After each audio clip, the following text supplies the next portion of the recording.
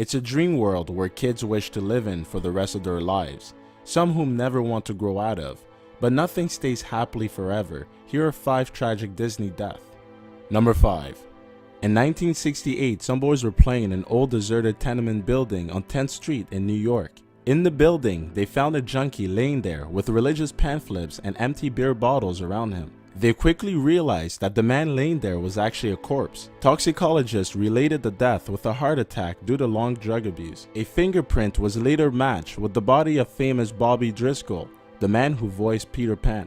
Number 4. Matthew Garber was a famous British actor of his time who was best known for playing Michael Banks in Mary Poppins. When the late 1960s came, Matthew had decided to stop acting. In 1976, Garber visited India. While staying there, he contracted hepatitis. It is said that he contracted it by eating bad meat in India. His father was informed about it, and he tried to get his son back to his homeland in England.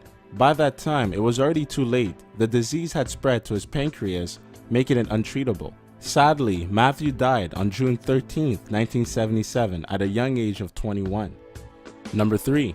In 1974, a young 18-year-old named Deborah Stone had taken a job as a hostess so she can pay her education at the university. While greeting the audience during a stage show, she was moving way too near the moving theater wall and was gruesomely crushed against a portion of the stage. She let out a very high-pitched scream, which was heard across the theater. By then, it was already too late to remove the theater wall from her crushed body. She was pronounced dead instantly at the scene.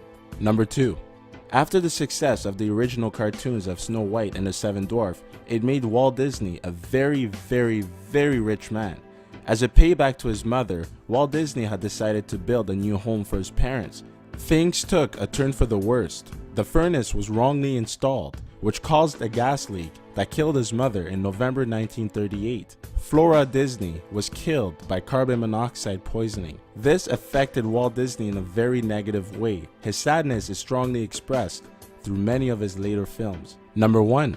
Brandon Zucker was like any other kid who wanted to visit Disneyland. On September 22, 2000, during a ride on a taxi cab at Roger Rabbit's cartoon spin ride, the young 4-year-old Brandon tumbled beneath the cab.